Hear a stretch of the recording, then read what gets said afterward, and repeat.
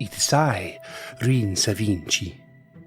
It has been some time since the heroes have come for a visit, but rumors and stories always abound of their adventures within and below the gaunt light. The heroes go toe-to-toe with an undead evil entity trying to steal their shadows. They try various tactics, and while Gilda's strength is sapped, ultimately her divine power wins the day. Retreating to safety in a secret room, they rest to recover, ruminating about Belcora and the secrets of Nimbeloth. Pushing forward to cover more ground, they find another staircase that leads far down and deep below, and an intact teleportation circle, a most curious thing. Pushing forward, they come across a room with two Morlocks, one who is sitting on a throne, dressed in a robe, and it speaks to them in an unknown tongue. Tulok uses his sorcery to comprehend the language and listens intently to the challenge and test placed before them.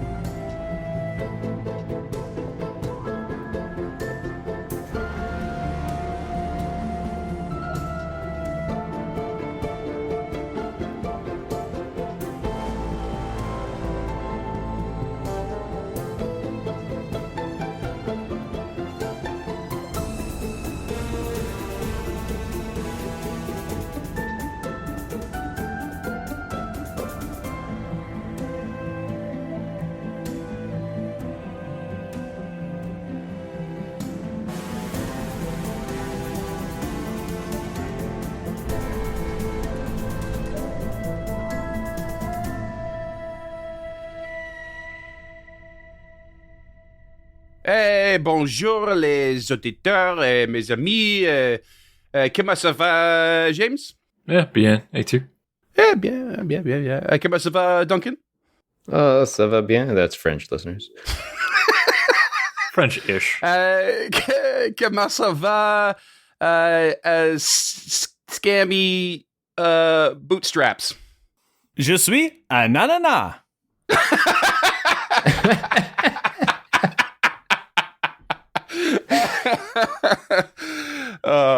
That's French, listeners, in case you were wondering. Not good French, but French nonetheless. My friend Aaron used to say all the time, Je m'appelle toilette. I am currently seeing our listener numbers from Quebec fall off the map. Yeah, plummeting. Did you guys have Telefrancais in school when you were growing up? What's that? It was like a VHS TV show to learn French that they would put on in elementary and junior high school. And the main character was a pineapple. And so he'd be like, Je suis un ananas. And then they had the skelettes were like a little band of skeletons that were like a rock and roll band. And you'd like learn French from their songs. It was a fucking trip.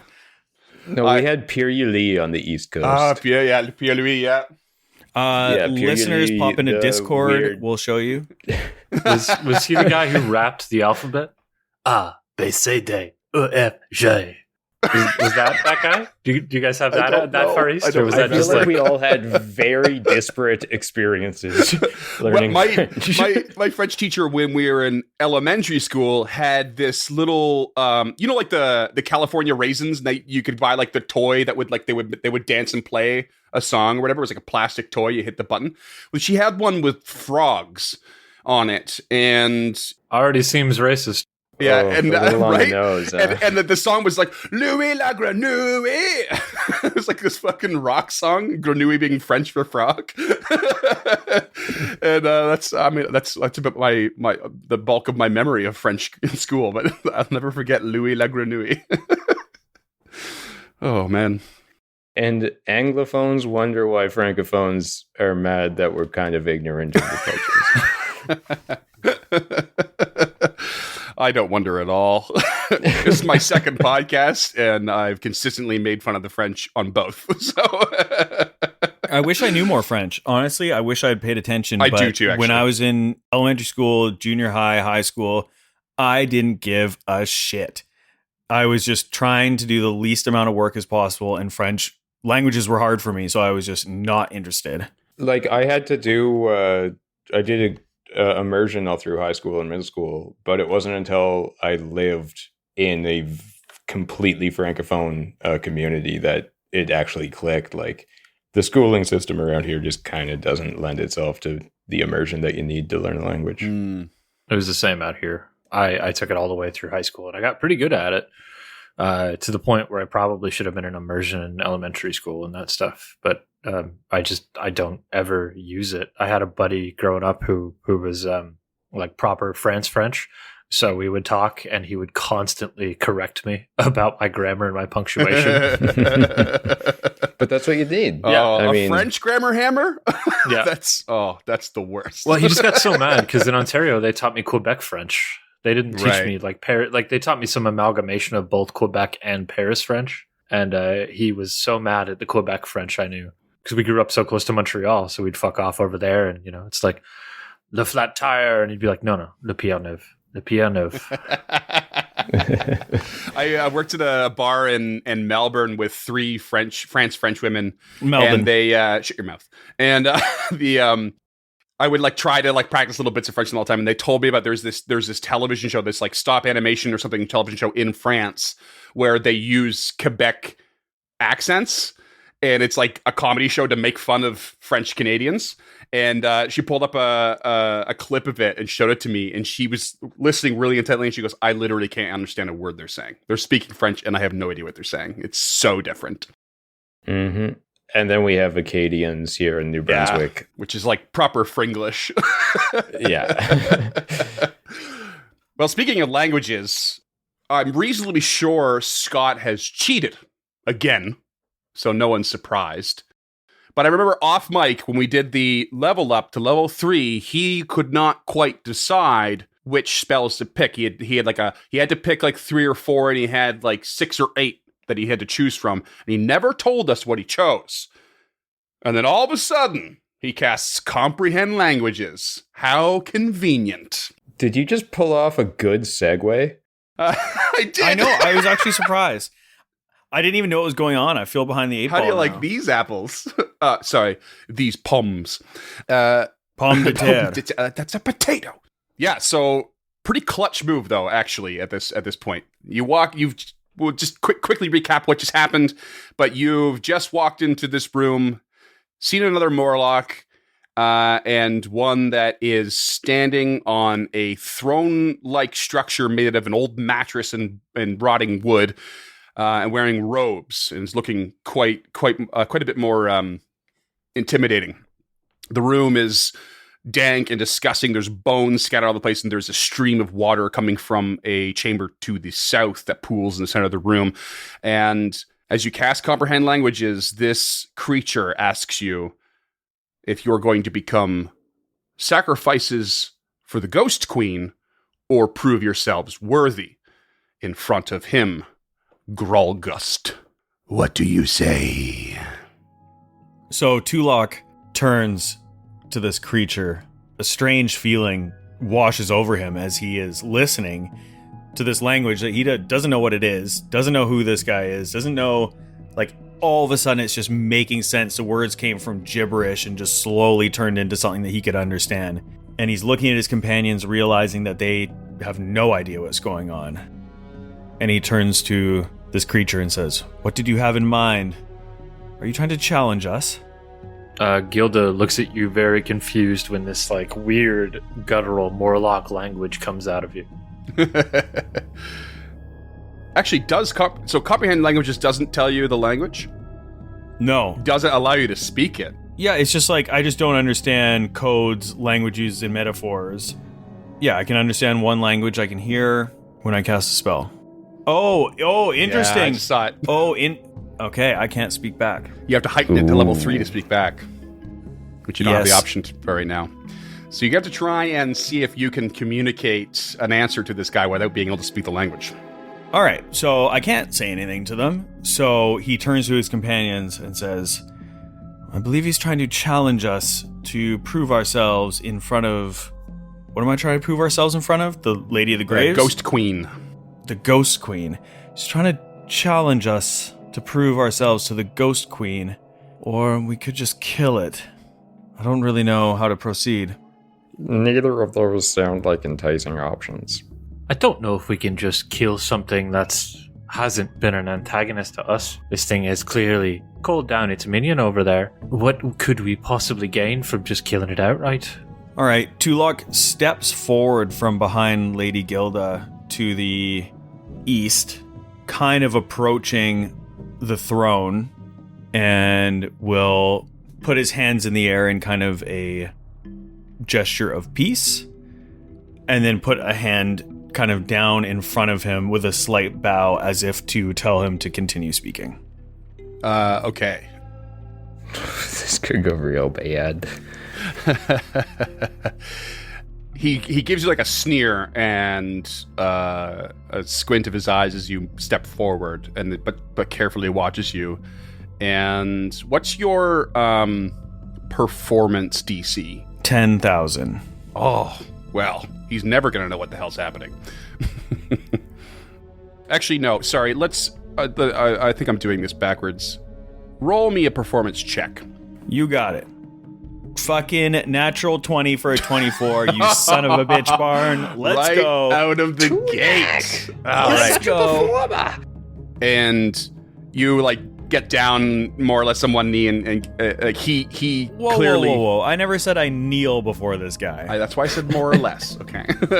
And he kind of like stretches his neck up and like stands a bit taller and gets this like grin of satisfaction on his face. He's like, You are too stupid to speak my language, but smart enough to understand it, I see.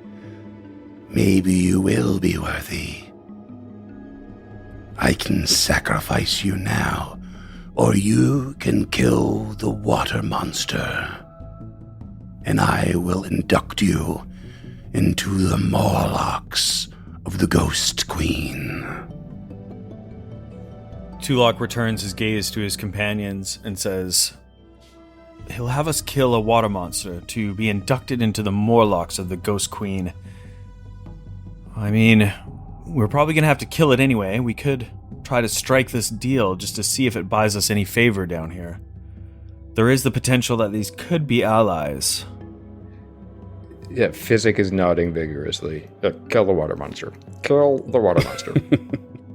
It would be a little weird to just kill something outright with not a whole lot of knowledge or information about it, but if it is an unintelligent creature plaguing these creatures for no reason at all, then I can see how we could spin that to a defense. I believe down here it's kill or be killed, and the enemy of my enemy is my friend. We may have to trust them for now, and if we are crossed, we can deal with that when the time comes. as you're talking, he starts to growl because you can tell he's growing impatient. At the very least, we should entertain him. Tulok nods to Lady Gilda, turns back towards this creature, and bows with a hand extended again. It nests in the cavern to the north, but regularly leaves for hunts. How you find it is up to you. But bring me its head. No head, no deal. All right, and Tulok nods his head, gestures towards the hallway to the west to his companions. Okay. Gilda shuffles back into the hallway. Physic kind of falls back into the corner and lets Lady Gilda pass. And Tulok follows. And you can hear, as you exit, Tulok, Do not return without it, or you will be sacrificed. What did those fuckers look like again that we were just talking to?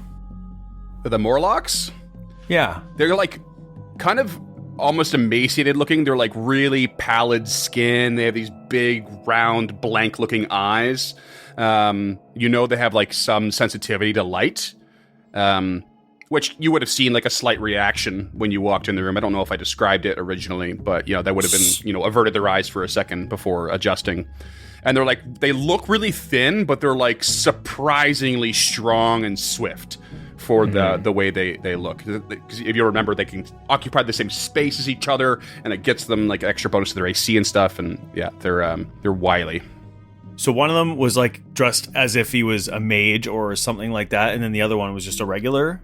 It'd be classically mage, yeah, but you don't necessarily know if it is. Like, so far, the Morlocks you've seen, like, there was the engineers, and they had all this weird gear on them, and then the scavengers were just barely clad at all, and the other one in this room is also just wearing, like, a loincloth.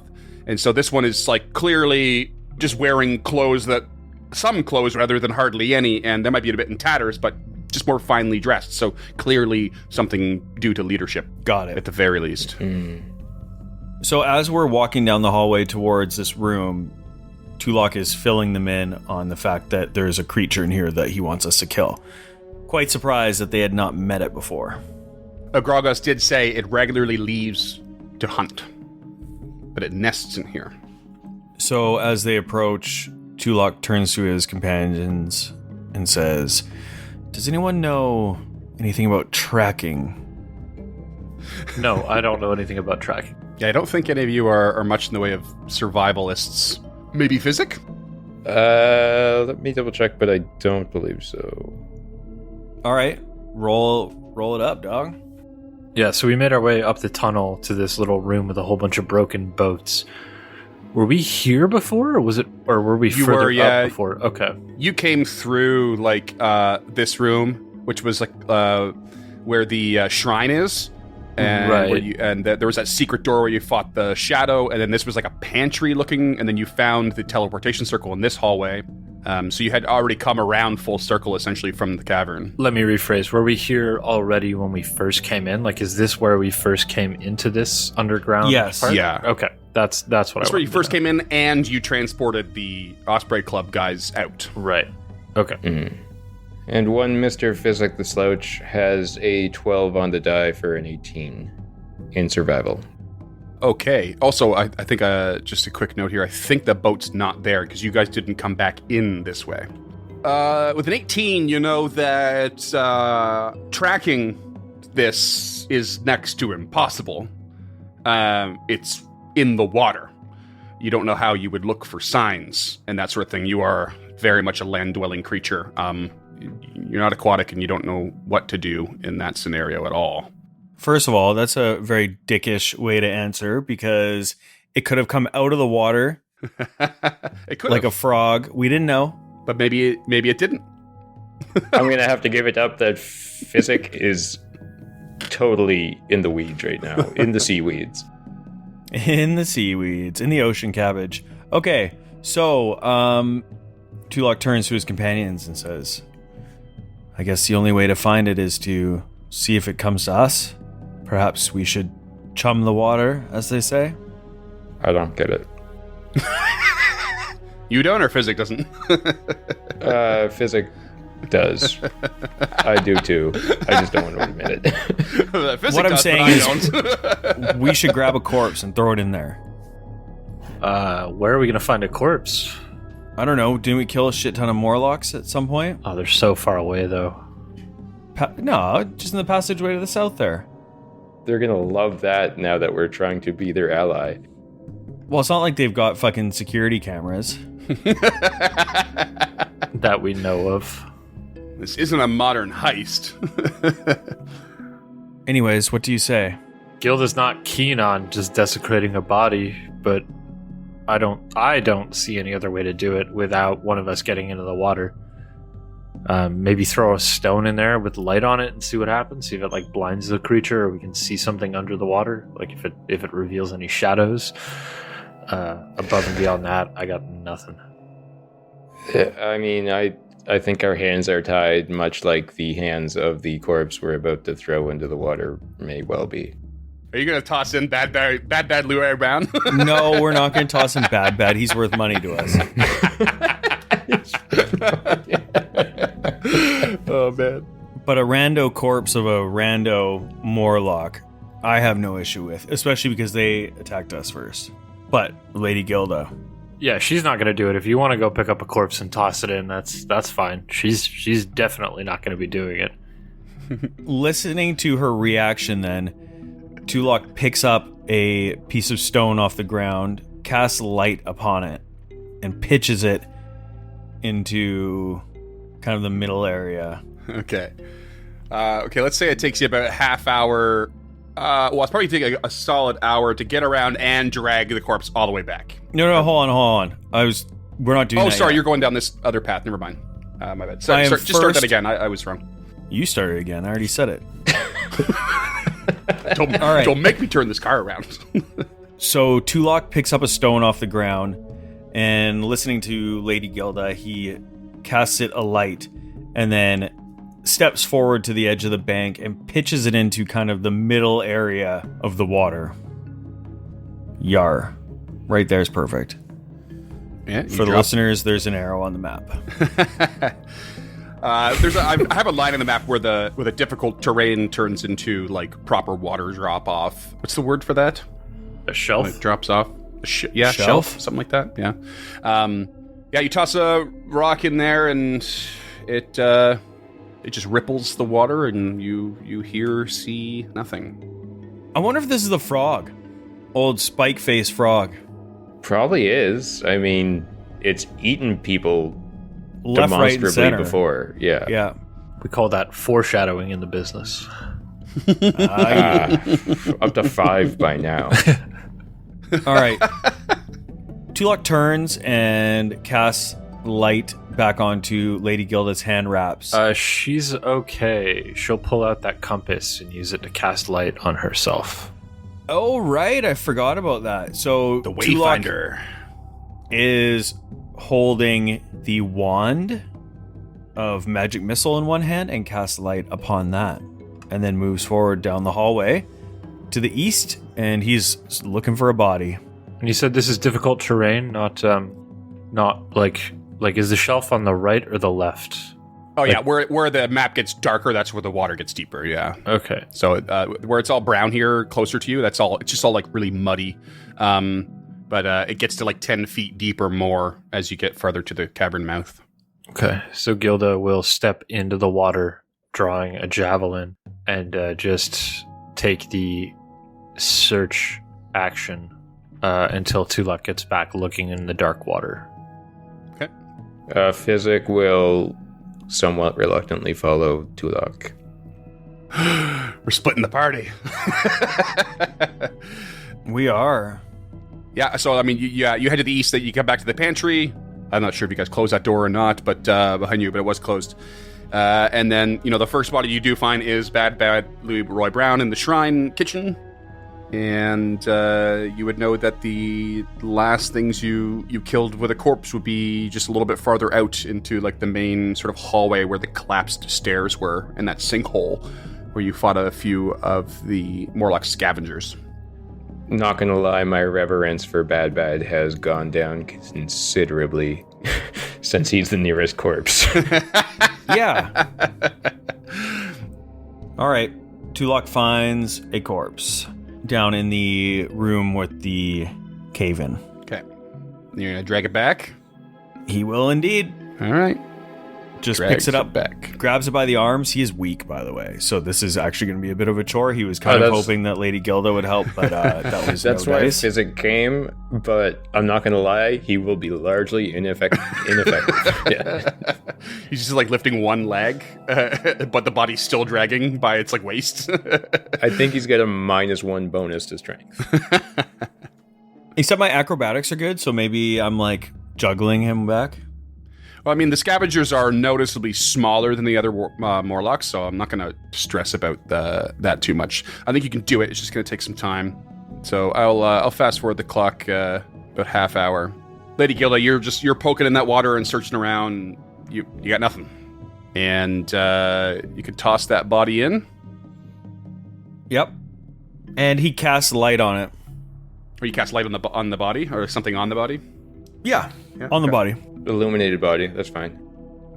25 on survival. Oh, nice. Oh, yeah. Oh, geez. Okay. The more you think about this, the more this seems like a reasonably good idea. but you know that, because you haven't seen anything or that you haven't drawn the attention of anything so far, you might just have to be patient and wait, which is not necessarily ideal for your situation. But you just might have to wait to see if this light on food draws something over time. Are we necessarily hampered by anything? Or not hampered, sorry, but harried. Like, there's nothing really pushing us time-wise. No, not necessarily that you know of anyway. I mean... Okay. Other than, like, a second wave coming. Yeah. You're in a room of difficult terrain, which is a strategic concern, but... Okay. So, I guess we will relay that to the party. We might just have to sit and wait and have a fishing day. Tulok wades into the water, the shallows, and is going to move to the other side of the room to gain a position where he can see a little better on the shore, from the shore. Cool. So you're up where that mold was. Yes, where the mold was. Northeast. And Physic will have loaded an acid flask into his alchemical crossbow. Okay. And we wait. We've all seen Grumpy Old Men, and the acclaimed sequel, Grumpy Old Men 2. Grumpier Old Men. I actually haven't seen either of those movies. I don't think I have either. You're not missing much. Never would have imagined that I was. But this is very much the experience, waiting around for something funny to happen. Gotcha. Physic will take 10 feet north to the shore of the water, but still stay on the land. And you guys patiently wait. Patiently doing a lot of lifting in that sentence. And sitting in this dank, flooded cavern, a good hour or so passes by. Okay, wait. If an hour is going to go by, can I do a quick recall knowledge on Nimbaloth while we're down here? Or on the Ghost Queen? Ooh. Sure. For Nimbaloth, I assume you're going for a research. Yeah, it would be the PC recollection, because we're still missing one in that. But I think the Ghost Queen might be more prescient, if I'm using that word correctly. Somebody let us know yes or no, because it will drive engagement. Yeah, it's up to you which one you want to do. Well, I'll allow one of them. The Ghost Queen, then, please. Let's see what you got. We are going to roll society or religion. I'll give you the choice. Society, please. Like, she's on her haunches, right? Like, she's not prone, she's not sitting, but she's on her haunches. She's got shield in one hand, the javelin in the other. She's constantly scanning the water line and then just gently, like, making ripples towards the Morlock body every now and again to make sure there's movement in the water to try and draw attention to it. And as she does, she's thinking back to her time at school in Andoran and trying to focus in on those words, the Ghost Queen. So you're thinking about this and your brain's going back and forth in the possibilities of who or what the Ghost Queen could be, based on what you've researched so far and what everything seems to be related to this gauntlet keep and everything. And you kind of rule out in your own head that it's not Nimbaloth, because you have no reason to believe Nimbaloth is undead or ghostly per se, and especially connecting will-o-wisps to her, because they are not necessarily undead. The corpse lights were, but generally will-o-wisps are not. So you have done some research on those. So everything kind of leads you to believe that maybe the Ghost Queen is Belcora, because she's supposed to be dead. And you suspect that maybe she isn't anymore, but then maybe she's a ghost. Interesting. Okay. The plot thickens. That's how she spends her first hour. Sorry, do we know what you rolled on that? Could that be fake information? It is a secret check. Yeah, so it very well could be. Got it. As we're waiting, Tulok turns to Lady Gilda and says, "Douse your light for a moment. Let's see if this lures it in." And then he extends his hand and gestures down, vertical fashion downwards, and casts invisibility on Lady Gilda. Invisibility? How long does that last? That lasts, it only lasts 1 fucking minute. Yeah. Damn it. Wait. 10 minutes. 10 minutes. My bad. 10 minutes. Okay. Yeah. Sorry, the 1 minute is like basically so he can attack. Okay. And it doesn't go away, but it's only 1 minute. I'm just hoping that, like, you know, if it is waiting to see if it will come in to take the corpse if it can't see Lady Gilda. And you do see a little bit of movement after a bit. After this realization, Lady Gilda, you see a little something underneath, and you just barely catch this movement as the body seems to slip away and disappear. The light gone. What? And in its place, this little wide snout comes up out of the water and just sniffs the air. And then out pops the frog beast from the water. Flops onto the muddy ground right in front of you. It gives a big bellow, croaking bellow. And we're going to roll for initiative. I knew 1/4 of the cast of Star Fox was a mistake. All right. Let's get initiative. Lady Gilda, what do you got? Gilda is sitting on a 22. Nice. Physic? A 21. All right. Tulak.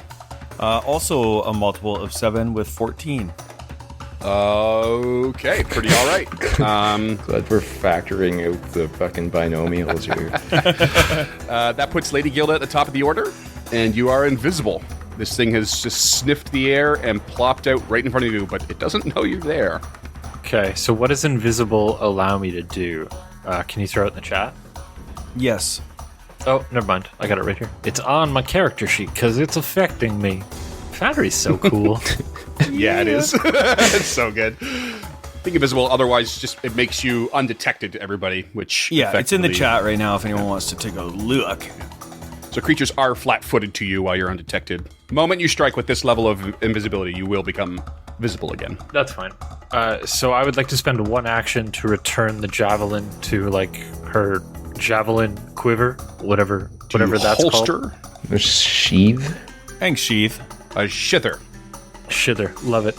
And then she is going to, second action, haul off and punch this thing with her hand wraps because it's now within reach.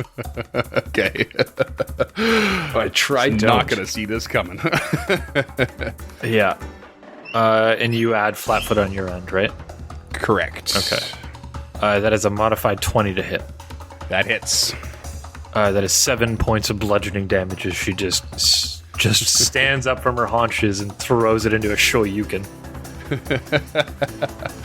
Beautiful. Immediately becoming visible again, and third action, she's going to attempt a grapple. Ooh. Okay. So there's an athletics check versus your fortitude DC. Mm-hmm. We know that Let's last go. level I became an expert in athletics, so that nullifies the DC part of that, because I have a 10 in athletics. Oh. That is a 24 to grapple. That is a... Oh, no, that's success, not a critical. Okay. Oh, Success. yeah. So you are grabbed until next turn. Okay. Grabbed, effectively keeping that flat-footed status for it. And immobilized. And immobilized. Physic, what do you got? Stuff frog snatching over there. Love it. Could I do a recall knowledge on this currently grabbed frog? You sure can. It's going to be a nature check. I will roll that for you. And, yeah, you know this is a slurk.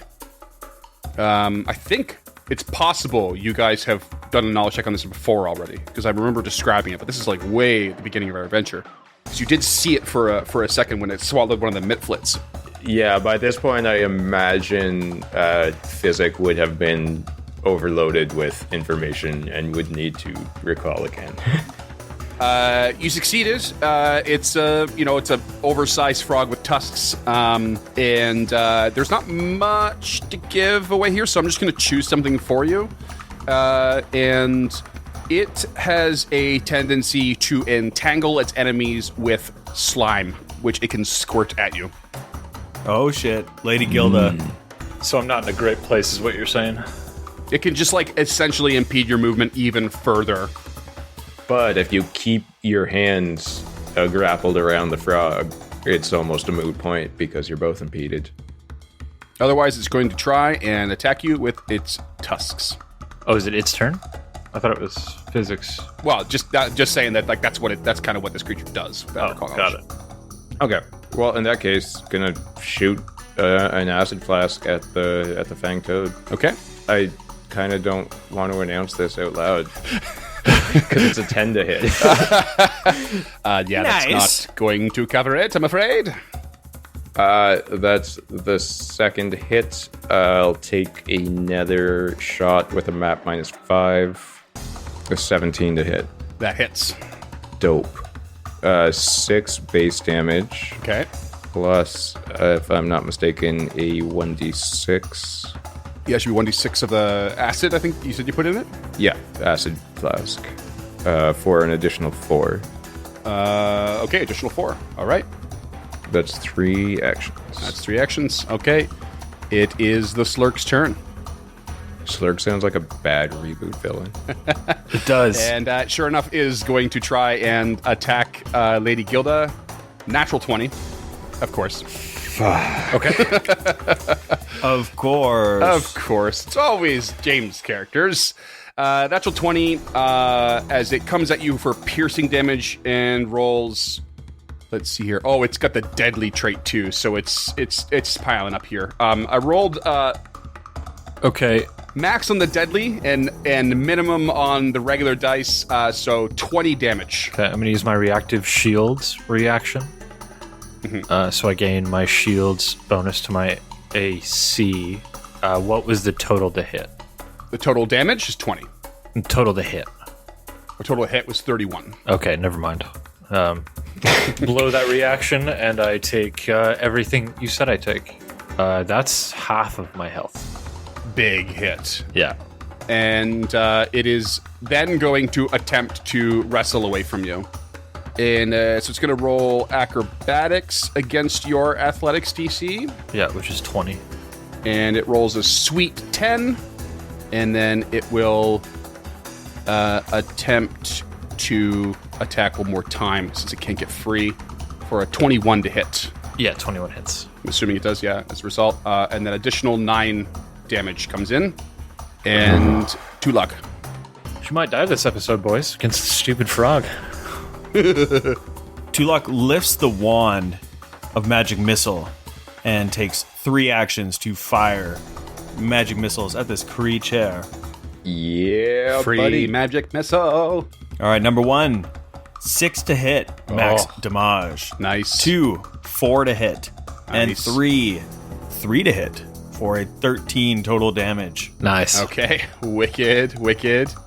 Is that I forget, is that wand, is it level 1 wand or? Yes, sir. Okay, cool. Still awesome. Top of round 2, Lady Gilda. I have a question about my focus spells. Mine is heightened +1, but I don't have any focus spell levels. Like, so how does that work? Focus spells act like cantrips. They're automatically heightened Okay. as you level up. Got it. Perfect. That's actually great. First action, she's going to attempt to maintain the grapple. You don't have to attempt. Well, sorry, I'm going to make another grapple check. Okay. It ends at the end of my turn. Does it? Yeah, success, your target is grabbed until the end of your next turn unless you move or your target Oh, escapes. okay. So here's the thing is I don't think you have to attempt again. You have it grappled. You just have to spend an action to carry that over to the end of your next turn again. Oh, okay. So she'll do that. She'll spend the action to maintain. Yeah. I'm like 95% sure that's how it works. Okay. She will do that. She will strike out with her second action. Mm-hmm. I think it's going to have to be a shield bash because her free hand is holding this creature. So she shield bashes. It's a 24 to hit. Yeah, that's a hit. It's like a goalie punching you with his blocker. Yeah, exactly. And that's 5 points of bludgeoning damage. 5 points of bludgeoning, and you punch it to death. Oh, okay. Fantastic. Yes! Last action, she's going to use lay on hands on herself. Last action, lay on hands. Go ahead and process that. Okay, I realized that we made a boo-boo during that combat, and I only realized it at the... I was going to say something on my next turn. How so? There was no light. There's light on Lady Gilda. Did Lady Gilda recast it? She has the Wayfinder just can cast light on itself. Yeah. No, I actually have to activate it, so I have to spend an action to command to activate it. So, but you did that earlier. Yeah, but we doused all of our lights. I don't remember you doing that. I mean, regardless. I think the light would have went invisible with me, but... Oh, yeah, that's true. So would it have come back when you do became visible? Do up your lay on hands. Yeah, already done. It's just a flat 12. Already back. Flat 12, okay. So you punch this thing to death and release it. And its body starts to slide back into the water. And then you cast lay on hands yourself as your last action. But just as that body slides into the water, the face of a dragon-like creature pops out and grabs the slurk and gives it a vicious shake. It takes a big chunk out of it and then throws the body across the room into the side of the cavern. Joke's on us, that wasn't the beast. I don't think I say this enough, Freeman, but go fuck yourself. As this dragon creature pops out of the water, it's what's now like swimming in the deep side of the water, just 10 feet from Lady Gilda. Physic, what do you got? Physic, I might need a little bit of one of your concoctions here. Things just got a lot more dangerous. Yeah, so, quick 3-shot, move northeast, take a step 5 feet to the northeast, take an action to manipulate my healer's tools, use a hero point with my third action to perform battle medicine just as a fucking safety net. Cool. But I am also expert in crafting now, so I get to do crafting checks again instead of medicine checks. You can also roll versus a DC 20 to give more back. You have to announce it ahead of time, though. I mean... Listen. It's your call, man. I would love to be ambitious about this and heal you as much as possible. And I know that it's completely arbitrary that I'm poo-pooing random dice rolls, but Jesus fucking Christ, we do not have a good track record. I'm just suggesting it because you're already blowing a hero point on it. So that DC 20 would give me an extra 10 HP back. Yeah, let's do it. We're doing it. DC 20. DC 20 is going for it. Hero point, go. Using the hero point. First one was a 19. A 9 on the die. Oh boy. It's gonna be bad. He didn't get it. Look at the look on his face. Oh no. Critical failure. No, it's an 18. Oh. It's just a normal failure. Oh man. I shouldn't have pushed you. That's my turn. Have a good one, buddy. Oh boy. Oh boy. Oh boy. Okay. Let's see. What does this thing do? Oh my god. With its head and like a big portion of its neck sticking out of the water, it is going to turn its head towards Tulok and spend 2 actions shooting a ball of caustic mucus at him. And I want you to roll me a reflex save, please. Coming right up, you son of a bee. 18. Let's go. Come on. DC 19. You're screwed. Fuck off. Sorry, I had to do quick math there to cheat you. I'm kidding. But you take 18 acid damage. And you are taking persistent acid damage, 1d6 as well. And you have a 5-foot status penalty to your speed as you are covered in this caustic mucus. And the creature then moves itself out of the water and places itself, pretty much squarely in between Lady Gilda and Tulok. Genuinely distressing. Tulok, what do you got? Cool. Tulok casts invisibility on himself, and with 2 actions, blinks out of view, and then as his third action, pulls out a lesser healing potion from his bandolier. Okay. Lady Gilda. Oh, Tulak, roll a recovery check. What? Your persistent damage. You need to roll a recovery check on that. I put it in the chat there. You can click Got back. it. But you take 4 acid right now. 17. Oh, nice. So you shake off the acid. Nice. But you still take 4. Damn, dude, that was a lot of damage in one turn. Get that pH balanced. You got And this. that caustic mucus is no longer impeding you, so you're pretty lucky there. Lady Gilda, what do you got? Lady Gilda, before her turn, is going to take a free action.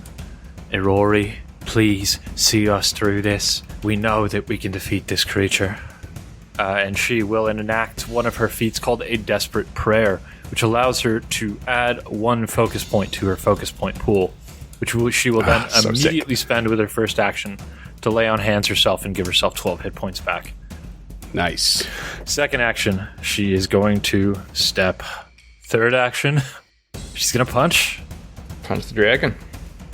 Yeah, Punching the dragon. she is desperate at this point. She needs to take the ire away from Tulak. That is a 24 to hit. Yep, that hits. Okay. Girl. I keep rolling like 15s, so that is 12 points of bludgeoning damage. Ooh, She good just hit. Oh, Good hell hit. yeah. nearly max damage, and that's all 3 for her. Very good. Physic. Okay, so I will have to defer to you on a judgment here. Physic had an acid flask loaded into his alchemical crossbow. He took 2 shots out of it, 2 of the 3, and he took his healer's tools out of his bandolier with his other hand. So, do I still have a shot left in the alchemical crossbow? Yes, and yeah. if so, what's my map penalty, I think, is my big question here. Your map penalty resets no matter what on your turn. Okay. When you turn, and I did a quick glance over the alchemical crossbow, and as long as you use the other 2 shots within a minute of the first shot, you still have them. Oh, a minute. You have a Okay, full yeah, minute to sorry, use them. I Yeah, missed so that. it's pretty generous. Before I do so, and just so we don't fuck everything up here, I would like to recall knowledge on the dragon. This is going to be Arcana or a lore if you choose. How Otari based is this dragon? Not very. Lore, probably not going to do it. No, yeah, you assume it's some sort of drake, which is a draconic related creature, but you don't know anything about drakes really, or at least not this one. Dope. Let's shoot it with some acid then. Okay. How's an 11 to hit? Oh, no dice. You are rolling just so low. No, I don't really want to talk about it too much. I will step forward 5 feet with my healer's tools still in hand. I did my turn. All right. Okay, I'm scared now. This thing is going to use its Draconic Frenzy. That's what you want. And it's going to strike out at Lady Gilda first with its fangs, with a 29 to hit. 29 is a hit. Jesus Christ. And you take 10 piercing damage. I'm going to use my reaction to shield block to reduce that to 2 piercing damage. Okay. And it will whip a tail past you as it does that towards Physic and try and strike him. 10 to hit. Not so great. Oh, thank God. And then it whips its tail one more time on the backswing to try and hit Lady Gilda again. Natural 20 at a map minus 10 for a 22. Oh. 22 is not a crit, but the natural 20 is. And I made a mistake. I can't use my shield block because my shield's not raised. So I take the full 10. Okay. So, yeah, a natural 20 is a crit automatically, right?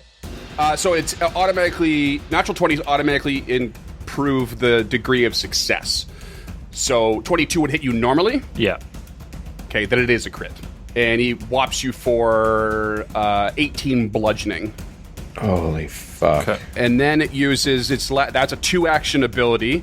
the Draconic Frenzy, and then it uses its speed surge and leaps into the water and dives down below and disappears.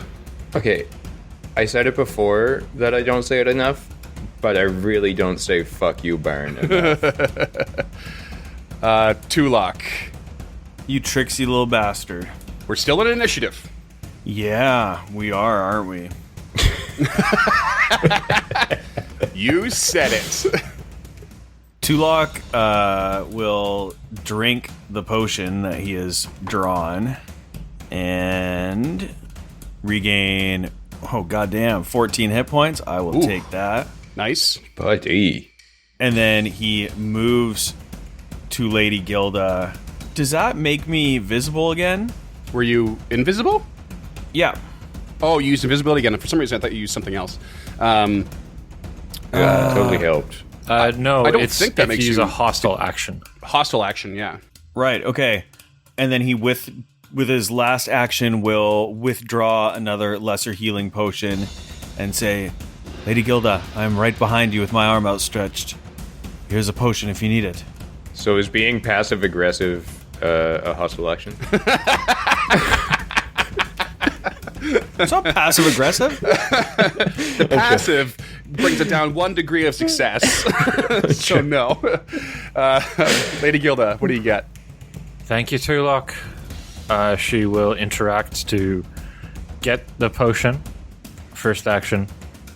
Second action, interact to drink the potion. Which is... What is the roll there? Because I'm down to, real bad. I'm down to real bad. 2d8 plus 5. Do you want me to roll it for you? I got it. So that brings her back up to less bad, but still real bad. Third action, she will raise her shield, because I got nothing else that I can do. That's a good plan. All right, Physic. Shields up, tarps off, top bar down. First action, pull a lesser healing potion from the bandolier. Second action, apply it to the Lady Gilda. You guys are doing okay? Oh yeah, I'm still at full health. Sorry. I'm down 8, but I'm not going to be the one taking the damage.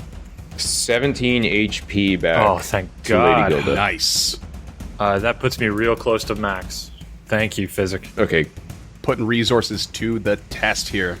Yeah, that's really gonna have me strapped for future non-roll based healing initiatives going forward. All right. You got one more action? Yeah, for my third action. Oh, okay. Sorry. Actually, technicality here. You have healer's tools in your bandolier. Oh, no. I had healer's tools in my hand, so I had to put the healer's tools away to get the potion out, if that's what you're getting at. Well, sort of. What I'm getting at is that whatever's in your bandolier costs 1 action to draw out, but anything that's not in your bandolier costs 2 actions to draw out. Right, but So if your potion was in your backpack... No, my potion was in my bandolier. Bandoliers have 8 slots, right? But they can fit 8 items or a set of tools, not both. Oh, okay. So that'll be my 3 actions then, yeah.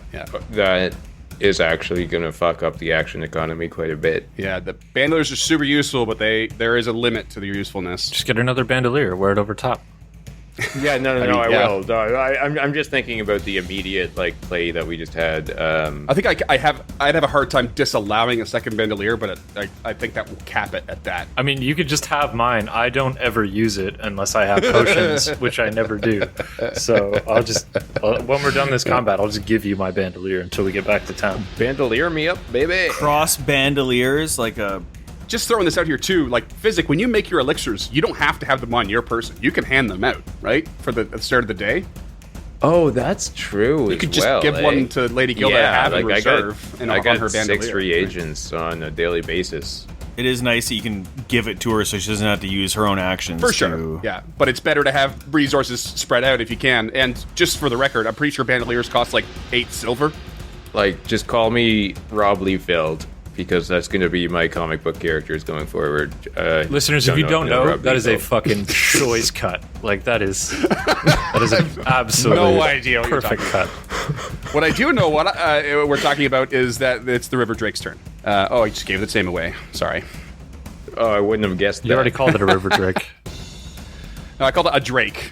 I called it a river drake earlier. It pops out of the water and heads straight for Physic and is going to use its Draconic Frenzy again, going for a bite for an 18 to hit.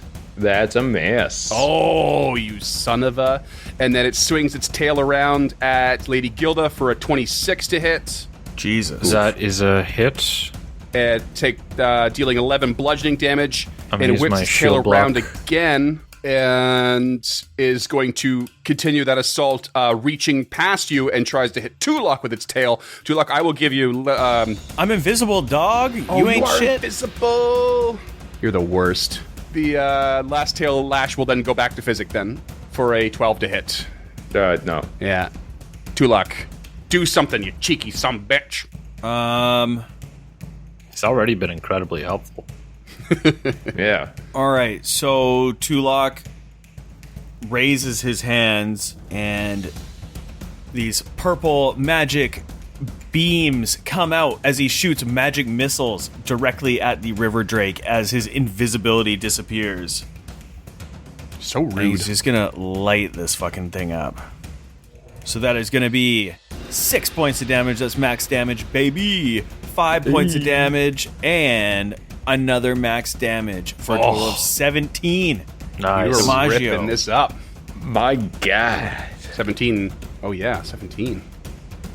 Holy jeez. Okay, Lady Gilda. To lack, more like to have in abundance. Heyo. I like Drake, so I'm sorry to do it to you. What the hell was that? That was perfect. That's what that was. Oh, my God. Duncan had a couple of those off mic before we started, by the way. Yeah. Real bad. Yeah, the hits just keep coming. Just stretching it like taffy. Gilda's finally doesn't have to reposition, so first action, she's going to raise her shield. Second action, she going to punch.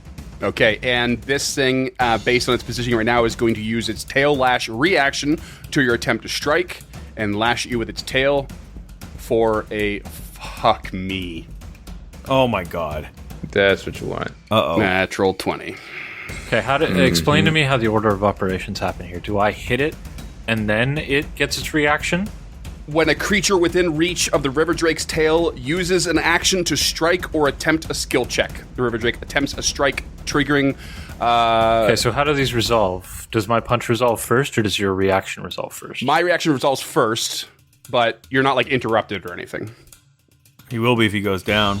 Or she will Well, be. I'm going to use my shield block because my first action was to raise my shield. And that's why I do it at the top of the round. Nice. Okay, good. Because he's rolling in with a 26 damage. Yeah, so that drops it from 26 to... It was nearly max damage at a crit. Feeling super less good about all those healing initiatives. drops it down to 18. Okay, that's... Ooh. Okay. That is a critical fail for a 10. Oh, that tail just, like, knocks you way off balance. You couldn't get the strike through. Yeah. I lose my reaction until the start of next round. So she'll just punch again. Okay. The map -4. That is a 16 to hit. That's a miss. Yeah, she's going down this round, boys. Ooh, boy. Physic. What the fuck, man? Just a quick moment to take a breath and say, what the fuck? Is that 3 natural 20s against me this combat, or just 2? Yes, This that combat. is. Yeah. Literally, yeah.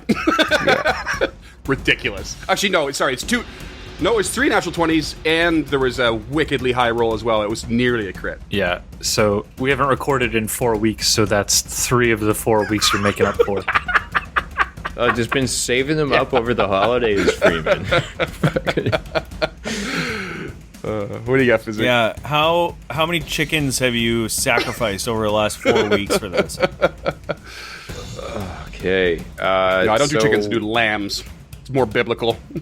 Wait, before Duncan goes, can I spend a hero point to re-roll that last attack? Do it. Sure. Yeah, hell yeah. Yeah. Sorry, I hate doing that shit after the fact, but No, it's fine. Hand's not quite off the chess piece yet. that's a 20 to hit. That hits. That is 10 Now we're points of talking. bludgeoning damage. Okay. 10 points of bludgeoning damage. It reels back in pain and it's looking pretty rough now. How many times do you think this Drake's been jabbed in its life? It's used to be like stupid bit Drake at by face. slurks and like, you know, poked at by probably some razor teeth fish or something, but never punched in the schnoz. Sean Connery showed up on a failed reboot of Dragonheart one time and it didn't go well. He was in his cups. What do you got, Physic? Can you finish this thing off? So I've got my last acid flask on my alchemical crossbow. I'm gonna take a point blank shot for a 24 to hit. That hits. 7 points of initial damage. And you kill it. Yeah! Describe your kill. Suck it, Drake. So Physic just launched a vial of caustic acid at a giant river dragon in front of it. And apparently it just starts melting a little bit and dies. Probably that can't be a fun death to look at. So he just kind of like slumps himself down, horrified by what's just happened, and turns back to Lady Gilda like, Are you okay? I'm just fine. You know, you boys saved me there. Normally I feel like we do an equal effort, but today, thank you, gentlemen. You really did save my life on a number of occasions in the last 2 minutes. We were running through the six with our woes. Sorry, it's just some Drake for you there. Tulok turns to Lady Gilda and says, "You're very welcome. You have saved our hide on many occasions. Potentially we should get out of this water and sever this head. We don't need another fight." I'm just gonna sit down for about 10 minutes while you guys sever the head, if that's all right. I am going to leave that to somebody with a sharper implement than mine. All right. So Tulok cuts the head off while Gilda spends 10 minutes refocusing and attempting a treat wounds on herself. Okay. Unless Physic wants to take the roll. I've got the time to do the treat wounds. No DC 20s. I aid with a 20. Nice. That'll be a 22, so you at least get it. Okay. And it takes 10 minutes, right? Treat wounds? 10 minutes, yep. That'll be 6 HP back. Not great. It's actually 16. So that's fantastic. So she gets 1 HP back for every minute she just hangs out. Because that's that fucking Aeon Stone. Right. So sick. Right. So she's back up to I forgot about 35 that. now, and she can technically refocus while you're retraining. So she has her lay on hands back, so she will bust her lay on hands, which will be another 12, which will put her back up to max. Nice. And then spend the next 10 minutes refocusing. How's Tulok doing HP wise? Tulok is down 8, so I will take some healing. Let me roll an 8 on it. Yep. I do not aid. Sorry, Tulok. I mean, it's a 25, so... Hey! That's a crit success. Why is this so reliably against James? Everything's against James. That's great. No, not everything, just Foundry.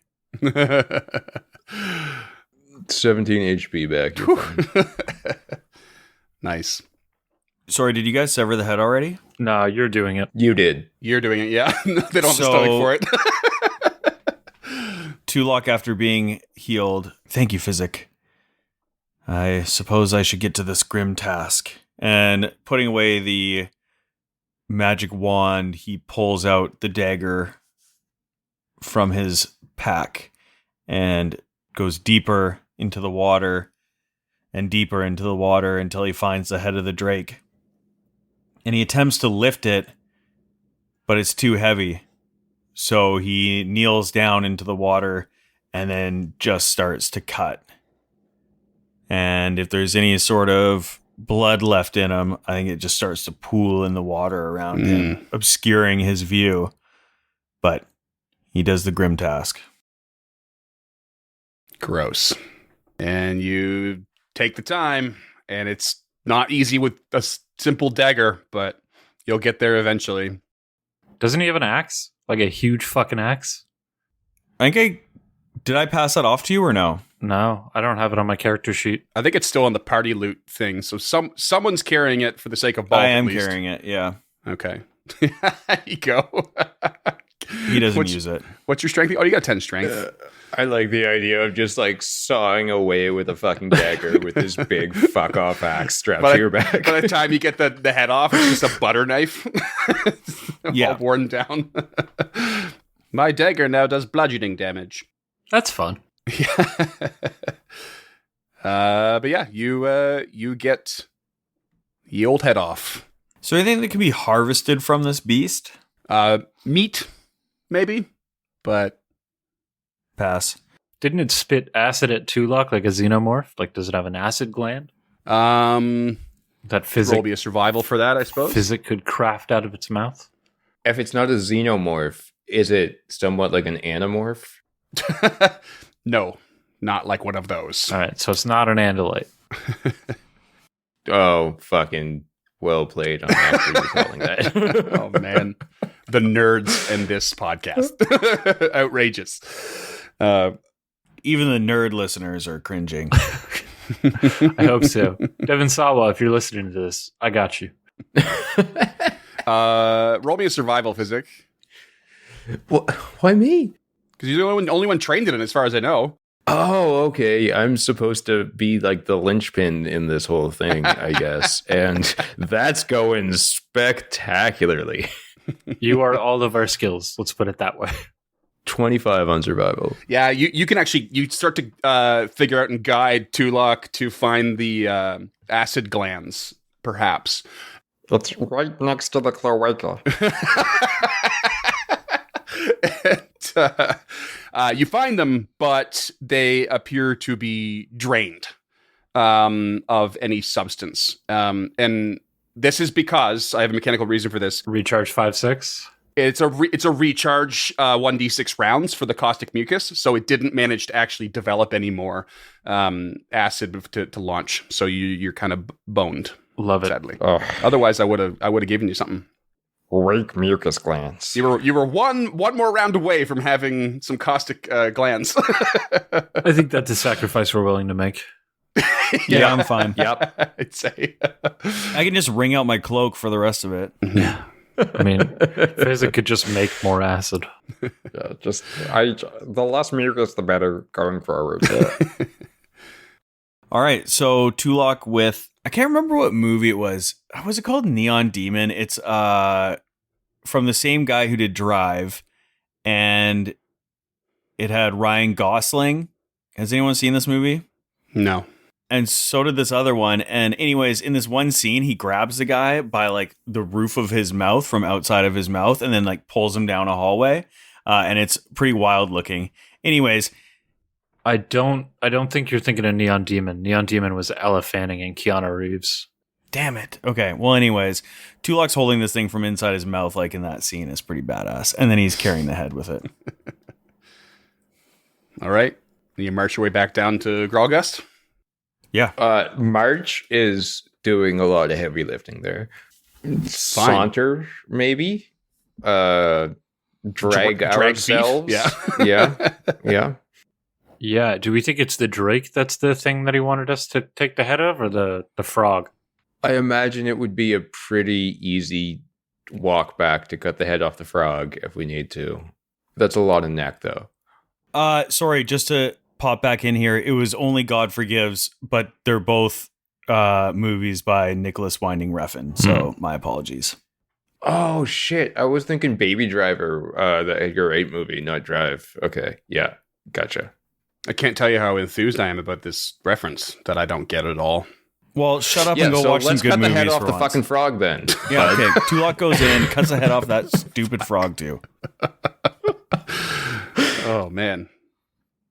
So you're dragging both heads back? He's carrying both heads back like Ryan Gosling in Only God Forgives.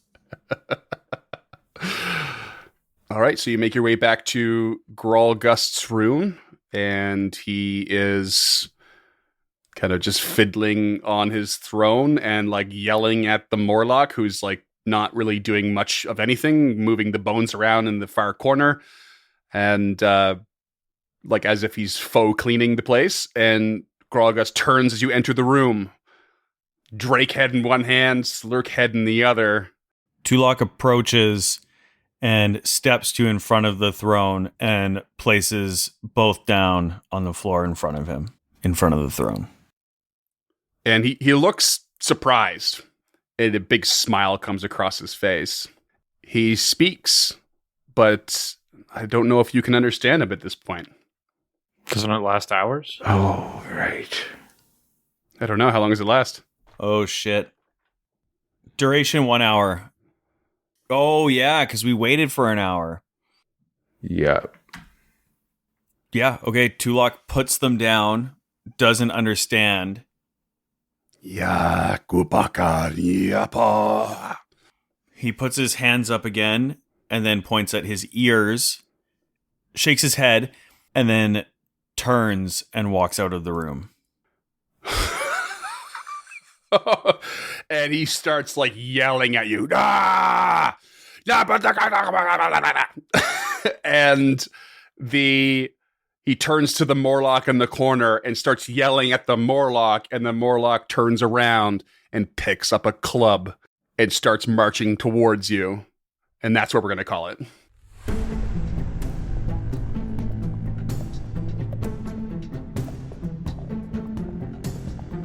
Stemming the Tide is an actual play podcast of the Adventure Path Abomination Vaults and is produced by the Uncharted North Network. Stemming the Tide uses trademarks and/or copyrights owned by Paizo Inc., used under Paizo's community use policy. We are expressly prohibited from charging you to use or access this content. Stemming the Tide is not published, endorsed, or specifically approved by Paizo. For more information about Paizo Inc. and Paizo products, visit paizo.com. Music is composed by Will Savino and artwork by Greyhood. Stemming the Tide is recorded remotely using Foundry Virtual Tabletop. If you wish to connect with us or support this project and projects to come, we can be found at unchartednorth.ca, patreon.com/unchartednorth, and on all major social media platforms. Links to all credits can be found in the episode description and our website. Thanks for tuning in.